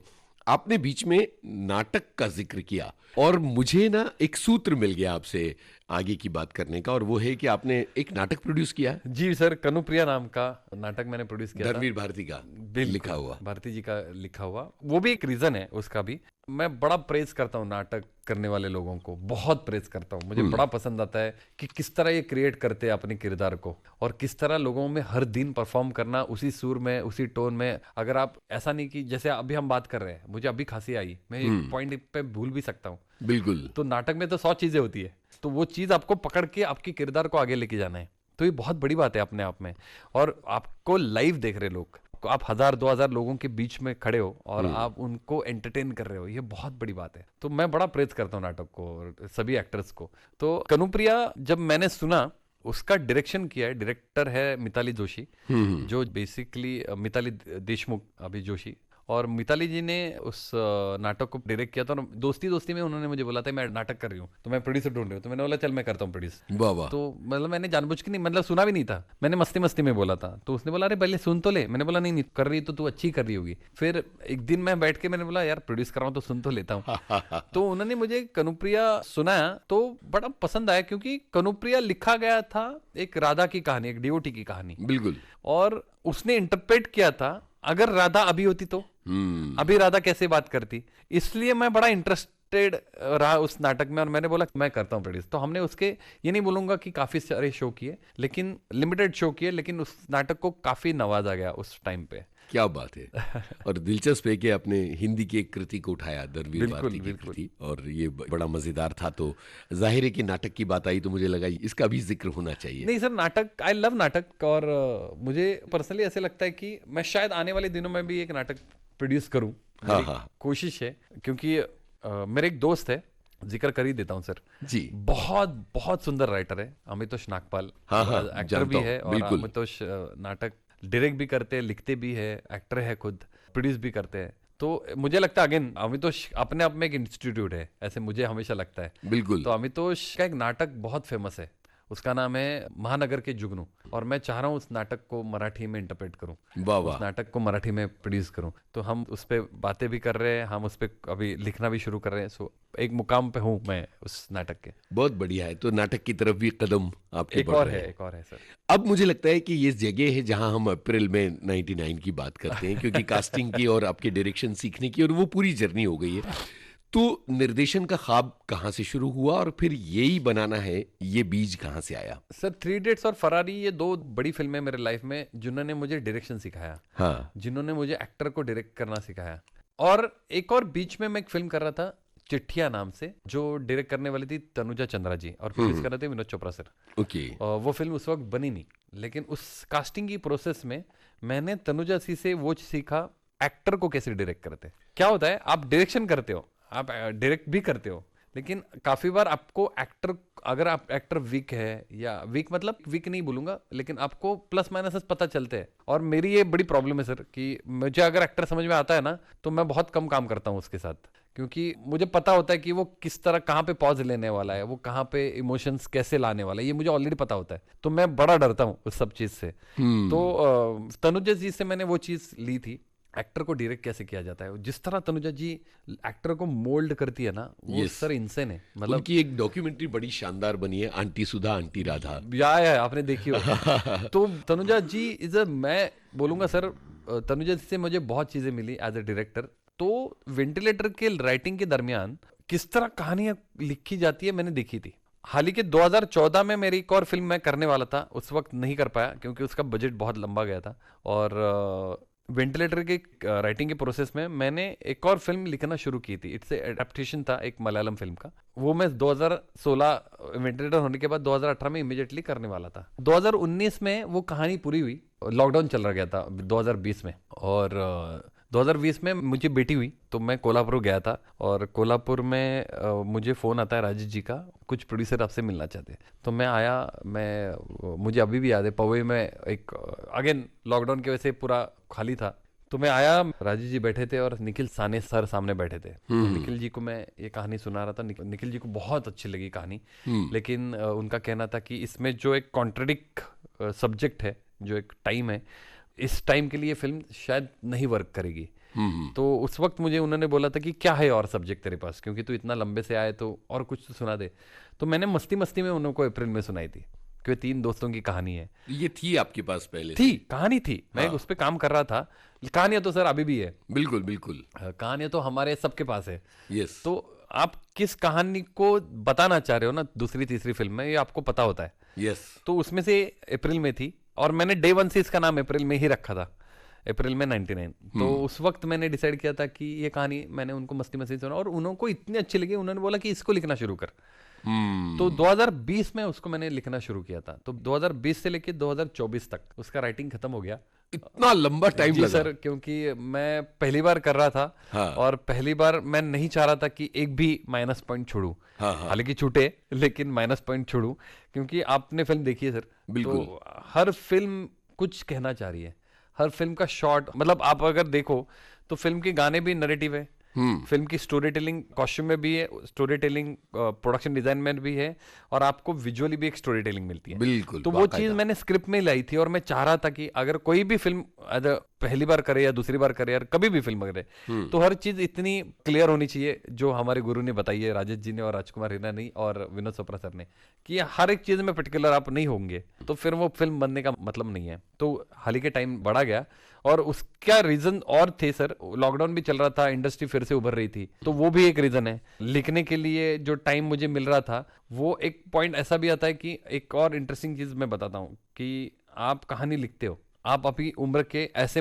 टाइम पे हो कि एक तो आपने वो जिंदगी जी है, या अभी आप इस उम्र में हो जो आप अभी की जिंदगी जी रहे हो, उसके बीच में भी एक जिंदगी आके गई जिसे हम अभी जेनजी जिंदगी बोलते हैं। बिल्कुल। वो हमें नहीं पता होता। हाँ। तो उसको समझने के लिए भी मैंने एक राइटर को हायर किया था, उसका नाम था कुणाल पवार। तो वो किस तरह सोचता है, वो अगर उस 90s में होता तो कैसे सोचता था, उसका एक मिलाप किया मैंने। इसलिए मुझे उतना टाइम लगा। ये मेरी एक, शायद उसको गलत पकड़ो या सही मुझे नहीं पता, लेकिन वो मैंने सोचा कि अगर इंडस्ट्री में आना है तो सब परफेक्ट करके आते हैं। तो इसलिए वो टाइम लिया था, और 2024 में मैंने अप्रैल में का शूट शुरू किया था। वाह वाह वाह। इतने साल तक उस स्क्रिप्ट पर काम करते हुए आपको ये अंदाजा था कि मैं जो कहना चाह रहा हूँ ये दर्शकों को उसी तरह लुभाएगा जो आज नतीजा आया है, उसका कुछ अंदाजा लगा था? सर, मैं इसका एक और इंटरेस्टिंग रीजन बताता हूँ। मैं हमेशा मेरी इस कहानियां ना मेरे दोस्तों में सुनाता आया हूँ। तो उसमें से दोस्त नहीं बोलूंगा, लेकिन गुरु है आशुतोष गोवारिकर साहब, तो उनको मैंने कहानी सुनाई थी। तो प्रॉपर नरेशन किया था? Proper narration. तो उनने सुनने के बाद उनको बड़ी सुंदर लगी, उनको यार बड़ी सुंदर फिल्म है। लेकिन जब उन्होंने फिल्म देखी तब उन्होंने कहा कि तूने जो कहानी सुनाई थे उससे तू 20 गुना ऊपर है। क्या बात है। तो वाह, वाह, वो वाह, बहुत बड़ी अचीवमेंट होती है एज अ राइटर डायरेक्टर। आप एक कहानी लिखते हो और आप डायरेक्ट करते हो। यस। और ये खाली चीज आशु सर ने नहीं बोली है, मुझे जिन्होंने कहानी सुनी थी, हाँ। हर एक सर का एक ही कहना था कि जो कहानी सुनी थी उससे 100 गुना ऊपर है। वाह, तो वाह। यही एक अचीवमेंट है। कास्टिंग की बहुत दिलचस्प कहानी अभी तक आप सुना चुके हैं, तो अब हमें अप्रैल में 99 की भी कास्टिंग की कहानी जाननी है। सर अप्रैल में की कास्टिंग क्या होता है, आप कास्टिंग डायरेक्टर आप ऑलरेडी काम कर चुके हो। हाँ। आपको पता होता है कि आपको किस एक्टर के साथ कैसे काम करना है, किस तरह जाना है। जो फिल्म में लड़की का किरदार जिन्होंने किया है उनका नाम है साजिरी जोशी। रुजुता देशमुख मराठी एक्टर है, उनकी बेटी है। और रुजुता की बेटी की वजह से उनको मैं बचपन से देखता आया हूँ। ओके। तो उसका मैंने एक ऑडिशन किया था 2018 में। एक फिल्म बनी थी हबड्डी नाम की, सारेगामा ने प्रोड्यूस की थी, नचिकेत सामंत जी ने डायरेक्ट की थी। और उस वक्त ऑडिशन के दरमियान मैंने साजिरी को देखा था और मैंने उसी वक्त डिसाइड किया था कि अगर इस उम्र में कभी फिल्म करूंगा तो मेरा पहला प्रेफरेंस साजिरी होगी। वाह। और मैंने अप्रैल में लिखना शुरू किया तो साजिरी की फोटो देखते देखते, क्योंकि साजिरी मुझे बचपन से पता है, उसकी प्लस माइनस आपको पता है। हालांकि एक टाइम के बाद लोग बदलना भी शुरू होते हैं, तो लिख लिया मैंने साजिरी के पर्सपेक्टिव से। और जिस दिन मैं उसे मिला तब उसने मुझे मना कर दिया फिल्म करने के लिए, क्योंकि उसको नाटक करना था। अरे। और मुझे बड़ा अच्छा लगा कि कोई फिल्म को मना कर रहा है बिकॉज ऑफ नाटक। हाँ, हाँ। क्योंकि उसने डिसाइड किया था कि मैं एकांकिका करना चाह रहा हूँ, मेरा लास्ट ईयर है और मैं इसके बाद शायद एकांकिका नहीं कर पाऊँ। एकांकिका मतलब 1 एक्ट प्ले। बिल्कुल। उसको मैंने बड़ा कन्विंस किया कि मैं चाह रहा हूं कि इस फिल्म में तू काम करे, कि मैंने पूरा किरदार तुझे देख के लिखा हुआ है। सो हालांकि उसने वो मुझे जबान दी, अगर आप मेरे लिए रुकोगे तो मैं पक्का करूंगा। और मैं रुका क्योंकि मैं चाह रहा था कि वही फिल्म में काम करे। वाह। और जब उसने मुझे टाइम दिया, मैंने उसके साथ बैठ के बातें करना शुरू की। फिर मुझे पता चला कि अरे मैंने जो लिखी हुई जाई है इसमें काफी सारी चीजें बदल गई है। तो फिर से मैंने रीराइटिंग शुरू किया। जो साजिरी थी उसकी कुछ चीजें पकड़ के मैंने फिर से जाई क्रिएट की और साजिरी को फाइनल किया था। वाह। फिर जो उसमें एक और बंदा है कृष्णा नाम का, जिसका नाम है आर्यन मेंग जी। सत्कार नाम का एक बार है सर वेले पार्ले में, वहां पे बैठ के दोस्तों के साथ गप्पे मार रहा था और साइड में एक बंदा मोबाइल पे ऑडिशन देख के हंस रहा था। मैंने बोला इतना क्या हंस रहे हो, पहचान का नहीं था। तो उन्होंने बोला कि अरे आप कास्टिंग डायरेक्टर देखो, लड़का क्या एक्टिंग कर रहा है। तो आर्यन मुझे लग रहा है उस वक्त 4-4.5 साल का होगा और उसने अग्निपथ का विजय का किरदार प्ले किया था। और मैं इतना खुश हो गया, मैंने बोला ये लड़का है कौन। और जिसके साथ मैं गप्पे मारने बैठा था सत्कार में, वो डायरेक्टर थे 15 अगस्त के मराठी फिल्म के, जो माधुरी जी ने प्रोड्यूस की थी। तो उस वक्त मैंने उस लड़के को लॉक किया था और उस वक्त उसी भी डिसाइड किया था कि अगर कोई फिल्म करूंगा तो यही आएगा। हालांकि इन सबके ऑडिशन हुए, ऐसा नहीं कि मुझे चाहिए इसलिए मैंने लिया है। अगर वो उस वक्त ऑडिशन में फेल होते तो मैं शायद किरदार बदल देता। फिर मैंने एक और फिल्म की, रोहित शेट्टी ने प्रोड्यूस की थी, रोहित जी ने, और डायरेक्ट किया था विहान सूर्यवंशी ने, स्कूल कॉलेज एंड लाइफ नाम की। उसमें एक दोस्त के किरदार के लिए श्रेयस थोरात को मैंने कास्ट किया था। और तभी भी विहान ने मुझे बोला था, विहान सूर्यवंशी ने जो डायरेक्टर है उस फिल्म के, कि लाइफ में अगर कोई फिल्म करेगा इस लड़के को याद रखना। वाह। तो श्रेयस को मैंने याद रखा था। तो ऐसे ऐसे सर बुनता गया कास्टिंग को। और वो सब अपने अपने किरदारों में बहुत फिट इतने फिट है ना सर कि मतलब वैसे लगा कि पहले किरदार कास्ट हुए फिर मैंने स्क्रिप्ट लिखी है, ऐसे होता है, ऐसे लगा मुझे। लेकिन हुआ नहीं वैसे। उसकी एक और मजेदार चीज है, मैंने किरदार पूरे लिखे मेरे दोस्तों के लेके। जो नाम दिए मैंने दोस्तों के नाम दिए, उनके पेरेंट्स के नाम दिए मैंने दोस्तों के पेरेंट्स के नाम दिए। क्योंकि आपको लिखते वक्त, ये राजेश जी से ही मिला था, लिखते वक्त आप आपके आसपास के लोगों की कहानियां बताने की कोशिश करते हो तो आपको फायदा होता है, क्योंकि आपको पता है कि उनका चाल चलन कैसा है, आपको पता है उनका स्वभाव कैसा है। तो वो बुनना मैंने स्क्रिप्ट में शुरू किया था, तो इसलिए मैंने नाम रियलिस्टिक रखे हुए। सो प्रसाद का नाम है, जो प्रसाद विचार है वो मेरे दोस्त का नाम है। सिद्धेश करडे मेरे दोस्त का नाम है। तो ये सब ओरिजिनल किरदार की ही कहानी है, लेकिन इसमें कोई इन्फ्लुएंस नहीं है कि मैंने कोई मेरा बचपन उठा के बनाया है। लेकिन ये कुछ कुछ चीजें, कुछ कुछ शेड्स हमारे बचपन की भी है। वाह वाह वाह। तो एक तरह से ये आत्मकथात्मक फिल्म कही जाए। 20% बोलूंगा, 80% तो क्रिएट की, क्योंकि हमारे लाइफ में ऐसी कोई लड़की आई नहीं थी उस वक्त। क्योंकि हम अंग्रेजी लेके आई हो जो। हाँ, क्योंकि लड़की बहुत तो उस वक्त पसंद नहीं करते थे। ऐसे लगता था कि यार हम है ना, हम मजे करते हैं, ऐसा था। लेकिन बाद में जाके पता चला कि लाइफ में लड़की भी कितनी इंपॉर्टेंट है। इस फिल्म को बनाने के चैलेंजेस क्या थे सर? एक सबसे इंपॉर्टेंट, फिर से वो चीज नहीं बोलूंगा सबसे कि मराठी बजट बहुत कम होते, लेकिन इसमें सबसे बड़ा चैलेंज था कि मैं हिंदी में जितने साल मैंने गुजारे थे वहां से वेंटिलेटर मैंने बनाई थी, लेकिन उसमें मैं एसोसिएट डायरेक्टर रह चुका हूँ। लेकिन ये पहली बार मैं हैंडल कर रहा था जहां पर मुझे डायरेक्शन भी करना है और प्रोडक्शन भी देखना है। बिल्कुल। तो मेरे लिए वो सबसे बड़ा चैलेंज वही था कि as a first time director आप मराठी फिल्म कर रहे हो और आपको एक सर्टन अमाउंट में ही बनानी है और सर्टन डेट में ही बनानी है। हाँ हाँ। और क्योंकि 3 इडियट्स का शूट हम लोगों ने 110 दिन में शेड्यूल कंप्लीट किया था, फरारी का 78 डेज में कंप्लीट किया था, वेंटिलेटर का 35 डेज में कंप्लीट किया अरे था। बाप रे। सो इसमें मैंने जो शेड्यूल निकाला था वो वही लगभग 36-35 डेज का निकल रहा था, लेकिन प्रोडक्शन पॉइंट ऑफ व्यू से देखा जाए तो उनके हिसाब से इस शूट का डेट 26 से 28 में ही कंप्लीट करना था। तो मैंने एक 28 में फिक्स किया था, 28 दिन में करता हूँ। ये बड़ा चैलेंज था, 28 दिन में आप पूरी फिल्म खत्म करो, उसमें 4 सॉन्ग्स है अरे अरे। और पूरी कहानी आपको बतानी है। तो ये पहला चैलेंज था। दूसरा चैलेंज था सर वेदर, क्योंकि हम लोग अप्रैल मई में ही शूट करने वाले थे, क्योंकि साजिद की जो डेट्स बदले तो मेरा फरवरी और मार्च का जो शूटिंग टाइम था वो टाइम मेरा अप्रैल में ही हुआ। तो उसी दिन मैंने डिसाइड किया था शायद ये फिल्म मेरा हाथ पकड़ के ही मुझे आगे लेके जा रही है। बहुत बढ़िया। क्योंकि अप्रैल में नाम भी है और अप्रैल में शूट भी कर रहे हैं। तो 2024 में शूट किए, 2025 में फिल्म रिलीज हुई है। तो 2024 में कहानी शुरू हुई तो वो दूसरा चैलेंज था कि वेदर, क्योंकि वेदर उस वक्त अप्रैल में ही बदलना शुरू हो गया था। बारिश अप्रैल में ही शुरू हुई थी, 2 महीने पहले। 2 महीने पहले। तो वो बड़ा चैलेंज था। तीसरा बड़ा चैलेंज था सर कि सभी फिल्म में 95% नए किरदार है, किसी ने काम नहीं किया है। हाँ। दादी ने काम नहीं किया था, बच्चों ने काम नहीं किया था। बच्चों ने मतलब आर्यन छोड़ के किसी ने काम नहीं किया था। और जो प्रसाद के फादर है उन्होंने पहली फिल्म की थी वेड नाम की, वो भी मेरे साथ ही की थी एज अ कास्टिंग डायरेक्टर जब मैंने काम किया था। तो 95% लोगों की नई फिल्म थी। तो नए लोगों के साथ आप नई फिल्म कर रहे हो और इस तरह कर रहे हो कि जिसको 28 दिन में आपको कंप्लीट करना है। और खास करके आपको भी पता है सर, बच्चों को डायरेक्ट करना बहुत अपने आप मुश्किल में काम बड़ी है। बात होती है कि और फिर कोंकण में मौसम बहुत बड़ा खेल निभाता है। बहुत, क्योंकि लाइट का प्ले अप्रैल में इतना होता है कि आपको कंटिन्यूटी के लिए लाइट बहुत इंपॉर्टेंट है। हाँ। उसके लिए मैं चाहूंगा कि मेरी पूरी टीम का मैं शुक्रगुजार हूँ। अपूर्वा शालिग्राम जो इस फिल्म की डीओपी रह चुकी है, प्रोडक्शन डिजाइनर है निखिल कोवड़े, कॉस्ट्यूम डिजाइनर है सचिन लोवलेकर, निनाद खानोलकर है एडिटर है, अनुज जी है जो अनुज देशपांडे वीएफएक्स है। तो पूरी टीम का शुक्र, मेरी एडी टीम है, एसोसिएट डायरेक्टर है इंद्रजीत भोसले, पूरी एडी टीम की भी मैं शुक्रगुजार हूँ, क्योंकि हर एक टीम जो मिली मुझे उसने अपनी फिल्म देख के काम किया हुआ है।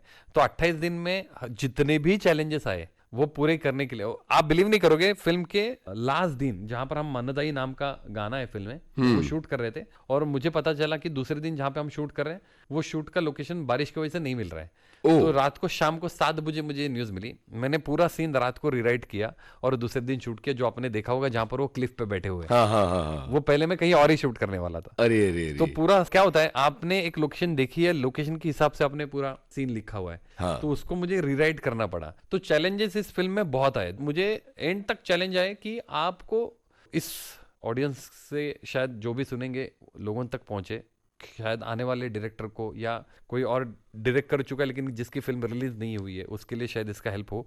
मराठी फिल्म बनाना मुझे लग रहा है उतना मुश्किल नहीं है जितना मराठी फिल्म को आपको बेचना और रिलीज करना मुश्किल है। जी जी। एक बहुत बड़ा चैलेंज होता है। अपने पास बहुत सारे कम स्टूडियो है जो मराठी फिल्म लेते हैं और करते हैं, और काफ़ी बार ये भी होता है आपको उनको फिल्म अच्छी लगती है लेकिन उस फिल्म को वो ले नहीं पाते क्योंकि उनके पास ऑलरेडी उनके बैंक्स होते हैं जिनके टाइमलाइंस उन्होंने डिसाइड किए होते हैं। और मेरे फिल्म के नाम के हिसाब से मुझे आइदर अप्रैल या मई में फिल्म को रिलीज करना था। तो हमने इंडिपेंडेंट रिलीज करना सोचा और हमने इंडिपेंडेंट रिलीज की और लोगों ने उसको नवाजा। क्या तो बात। चैलेंज हर एक टाइम पे, हर एक मुकाम पे आके गए इस फिल्म को। बहुत बढ़िया है और बहुत प्रशंसा इस फिल्म को मिली तमाम चुनौतियों के बावजूद। ये बहुत ही बड़ी बात है। बातें हो रही हैं अप्रैल में 99 की, आपकी पहली फिल्म, आपकी लिखी हुई और आपके निर्देशन वाली, और साथ में ये बात भी कि इस फिल्म ने एक तरह से ख्वाब पूरा किया और इस फिल्म ने बहुत कुछ अर्जित किया है, बहुत तारीफ अर्जित की है। अलग अलग लोगों ने इसकी अलग अलग तरह से प्रशंसा की है। मैं जो सबसे पहली बात जानना चाहता हूँ वो ये है कि मराठी होते हुए भी ये फिल्म अक्रॉस इंडिया लोगों ने देखी और उसकी ओटीटी पर आने के बाद बहुत ज़्यादा तारीफ हुई, अलग अलग भाषाओं के लोगों ने देखी। ये सब देखते हुए कि आपको लगता है कि रीजनल सिनेमा ने ओटीटी के बाद अपना एक विस्तार हासिल किया है? बिल्कुल सर, क्योंकि मैं उस खुशी साहब डायरेक्टर में से एक हूँ कि जिसको ओटीटी पे बहुत नवाजा गया, जिस तरह आपने बोला, क्योंकि पहले महीने में 30 मिलियन मिनट्स व्यूज पास थे। अगर पॉसिबल हो तो मराठी फिल्म जो जो अच्छी बनती है, और मुझे अगेन लगता है हर मराठी फिल्म या हर रीजनल फिल्म लेने की जरूरत नहीं है। जो फिल्म आपको मेरिट पे लग रही है, जिस फिल्म का आपको लगता है कि इस फिल्म का पोटेंशियल है, इसको फिल्म को देखा जा सकता है, उसको आपने लेके OTT पे रिलीज करके लोगों ने देखना चाहिए और ऑल वर्ल्ड में देखना चाहिए। और ये प्लेटफॉर्म के नाम नहीं लेना चाहूंगा, लेकिन काफी सारे लोग हैं कि जो रीजनल सिनेमा को एक्सेप्ट नहीं करते। तो मुझे लगता है कि उन्होंने अगर एक्सेप्ट किया अगेन ना मेरिट पे, तो शायद और अच्छी अच्छी फिल्में हैं, मराठी हो, मलयालम हो, तेलुगु हो, तमिल हो, सिक्किमी हो, बंगाली हो, या फिर तुलु हो, अच्छी अच्छी फिल्में लोगों तक पहुंचने के लिए हेल्प हो जाएगी। बिल्कुल सही है। अच्छा, मराठी फिल्म को लेकर बजट कंस्ट्रेंट्स की आपने बात की। मराठी सिनेमा के सामने इस वक्त सबसे बड़ी चुनौती क्या है? क्योंकि मराठी सिनेमा का गढ़ भी वही है जो हिंदी सिनेमा का गढ़ है। सर मल्टीपल रीजन है, उसमें से सबसे बड़ा चैलेंज मुझे जो लगता है वो थिएटर है। क्या होता है कि काफ़ी सारी फिल्में महाराष्ट्र में रिलीज होती है, इंग्लिश फिल्में रिलीज होती है, हर लैंग्वेज में फिल्म रिलीज होती है, तमिल, तेलुगु, कन्नड़ा, मलयालम, हिंदी, बंगाली, इतनी फिल्में बनती है। और इस फिल्मों के साथ साथ एक मराठी भी लैंग्वेज है जो महाराष्ट्र की लैंग्वेज है। तो मुझे लगता है कि थिएटर मिलना थोड़ा बड़ा चैलेंज है मराठी इंडस्ट्री के लिए। अगर थिएटर मिलेंगे, और अगेन मैं जो बात कहना चाह रहा हूँ, जो फिल्म मेरिट पे चल रही है उसको चलाना ही चाहिए, ऐसे मेरा मानना है। अगर मेरिट पे नहीं है आप उतार दो, वो तो किसी भी फिल्म के साथ हो सकता है, ना कि मराठी। आप तेलुगु, तमिल, हिंदी कोई भी फिल्म के साथ हो सकता है, लेकिन आपको पता होता है कि मेरिट पे फिल्म नहीं चल रही है हिंदी, फिर भी आप प्रोड्यूसर हो या थिएटर्स हो उसको सस्टेन करते हैं। तो मुझे लगता है कि अगर मेरिट पे फिल्म हो तो उसको आपको सस्टेन करने की ताकत एक तो मराठी ऑडियंस में होनी चाहिए, और साथ साथ में एक और चीज जो मुझे लग रही है कि ना कि मराठी ऑडियंस, मुझे लग रहा है कि नॉन मराठी आदमियों ने भी और ऑडियंस ने भी इसको इतना सपोर्ट करना चाहिए। जैसे अप्रैल में लोगों ने काफी देखी थिएटर में, लेकिन OTT पे वर्ल्ड ने देखी। तो यही अगर थिएटर में आती चीज, मतलब काफी सारे मैसेजेस मुझे बाद में आए कि अरे हमने थिएटर में अच्छी फिल्म मिस कर दी। तो वही प्रॉब्लम है कि आप थिएटर में क्यों मिस कर रहे हो, आप मेरिट पे क्यों नहीं देख रहे हो। तो मेरिट पे अगर आप देखोगे फिल्म को, शायद तो अच्छी अच्छी फिल्में जो बनी है, जो बनने वाली है, तो शायद लोगों तक पहुंचे। अच्छी अच्छी फिल्में आ रही है सर। बिल्कुल, बहुत बढ़िया बात आपने बोली है। इसके बाद क्या हो रहा है? अप्रैल में 99 के बाद क्या हो रहा है? सर 3-4 पाइपलाइंस में फिल्म है। किस भाषा में? सिनेमा में 2 मराठी है और 2 हिंदी है। चारों पे काम कर रहा हूँ। एक तो अप्रैल में पार्ट 2 है। अरे वाह वाह। या डेफिनेटली है, क्योंकि कुछ सवाल जवाब रह गए, उसको कंप्लीट करना है। तो अप्रैल में 2 है। उसके साथ एक और मराठी फिल्म लिख रहा हूँ, इसी जोन में कुछ करने की कोशिश है। और अगेन 2 हिंदी फिल्म है जो मैं चाह रहा हूँ कि रीजनल में मैं हिंदी सिनेमा बताने की कोशिश कर रहा हूँ। तो ये 4 फिल्मों पे काम कर रहा हूँ सर। कितना मुश्किल होता है अप्रैल में 99 जैसी फिल्म बनाने के बाद उसकी जो तारीफ है और उसका जो जुनून है, उससे बाहर निकल के नया प्रोजेक्ट शुरू करना, एक प्रोजेक्ट से बाहर निकल के एक दूसरे जुनून की शुरुआत करना। सर बहुत मुश्किल है, पर्सनली बोलना चाहूँ। मैंने ये 2 बार राजेश जी से भी बात की कि आपने आपकी पहली फिल्म की फरारी की सवारी, फिर आपने दूसरी फिल्म पे काम शुरू किया, आपको कितना टाइम गया? तो उन्होंने मुझे एक बहुत अच्छी चीज बोली कि तू कुछ मत कर, फिल्म तुझे खुद निकाल देगी बाहर। तो वो अभी तक नहीं हुआ है।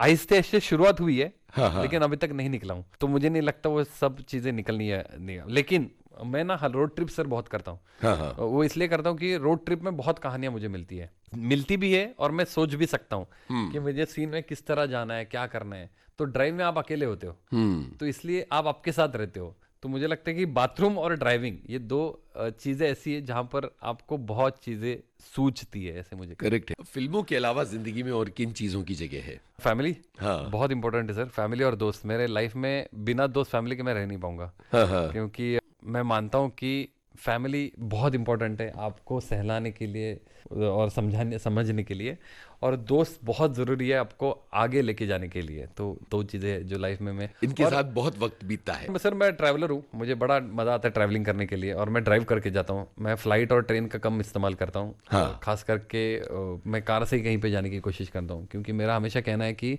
आप किसी भी चीज से जाते हो तो वो हर लोकेशन आपको कुछ देने की बातें करती है। आपको खुद के कैरेक्टर को ढूंढने की बातें करती है।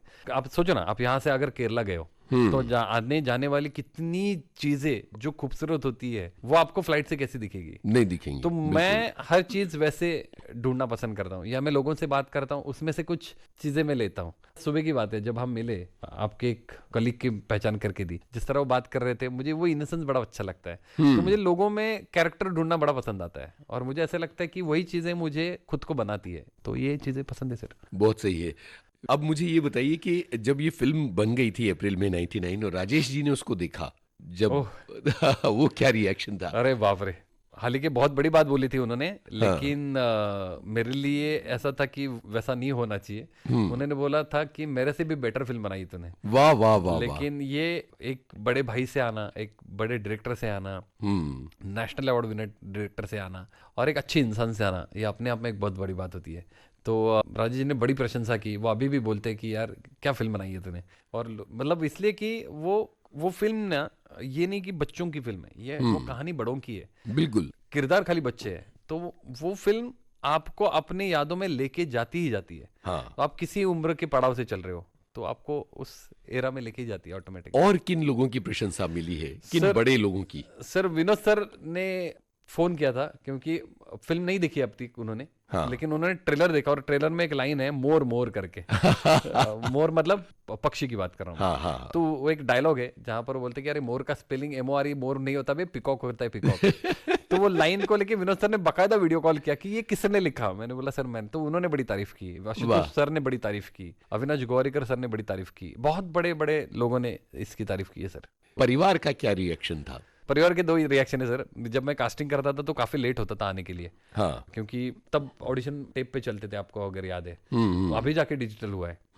तो वो टेप से कंप्यूटर पे लेने के लिए बहुत समय लगता था। तो माँ हमेशा एक लाइन बोलती थी कि शायद तुझे कास्टिंग आती नहीं, इसलिए तुझे लेट होता है आने के घर पर। तो वही माँ जब अप्रैल में देखती है तब बोलती है कि अच्छा हुआ तू हमेशा आके घर पे फिल्में देखता है, वो फिल्में देखते देखते तो कुछ सीखा। अरे तो वाह वाह वाह। ये बड़ी इनोसेंस बात होती है। तो फैमिली सर बड़ी खुश है, क्योंकि एक तो मैंने श्रीवर्धन में रहने के बाद श्रीवर्धन की कहानी बताई है। बिल्कुल। तो जो श्रीवर्धन मैंने जिया है, जो श्रीवर्धन मेरे माँ बाबा ने जिया है, जो मेरे भाई और बहन ने जिया है, वो शायद मेरे लेंस से, मतलब मेरे फिल्म के लेंस से मैंने कुछ अलग दिखाने की कोशिश की है। हमेशा मेरे गांव के लोग भी बोलते कि इतना खूबसूरत श्रीवर्धन तो हमने भी नहीं देखा था। वाह। तो यही एक स्ट्रेंथ है फिल्म इंडस्ट्री की, आप एक जगह को अपने लेंस से, फिल्म के लेंस से लोगों तक पहुंचा सकते हो। तो मुझे लगता है तो बहुत अच्छा लगा रोहन आपसे बात करके। और ये जो पूरी बातें हैं, मुझे लगता है कि सबसे अच्छी मुलाकातें वो होती हैं जहां आगे के लिए बातों की गुंजाइश बनी रहे। तो बहुत सारी शुभकामनाओं के साथ ये जो बातचीत है इसको ख़त्म करते हैं।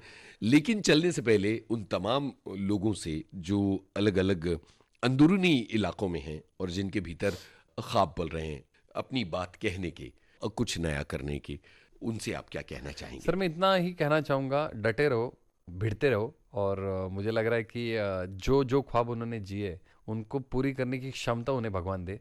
और साथ में मुझे लग रहा है कि हर कोई मुंबई आके अपनी ज़िंदगी शुरू करना चाह रहे हैं। मेरा कहना यही है, डिजिटल माध्यम इतना बड़ा हो गया है, आप जहाँ पे हो वहाँ पे बैठ के आप आपकी कहानी बता सकते हो, अपने ख्वाब जी सकते हो। और सबसे इम्पोर्टेंट जो मुझे लग रहा है कि इस माध्यम से मैं बताना चाहूँगा, ये तो उन्होंने करना चाहिए। जो मैं बताना चाह रहा हूँ वो है कि हर कोई सपने के पीछे भाग रहा है, हर कोई जिंदगी पीछे भाग रहा है। मुझे लग रहा है कि इन सबके लिए एक और मैसेज होगा, सपनों के पीछे भाग रहे हैं, जिंदगी के पीछे भाग रहे हो, बस अपने आपको संभालो और आपकी कहानी बताने की कोशिश करो।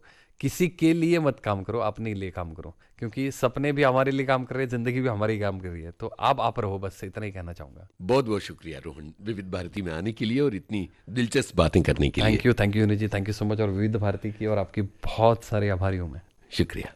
आज के मेहमान इस कार्यक्रम में अभी आप सुन रहे थे लेखक, निर्देशक और कास्टिंग डायरेक्टर रोहन मापुस्कर से यूनुस खान की बातचीत। चलने से पहले आपको बता दें, हमारे रिकॉर्डिंग इंजीनियर समृद्धि नायक, विविध भारती की ओर से इस कार्यक्रम की प्रस्तुतकर्ता तेजश्री काम्बले।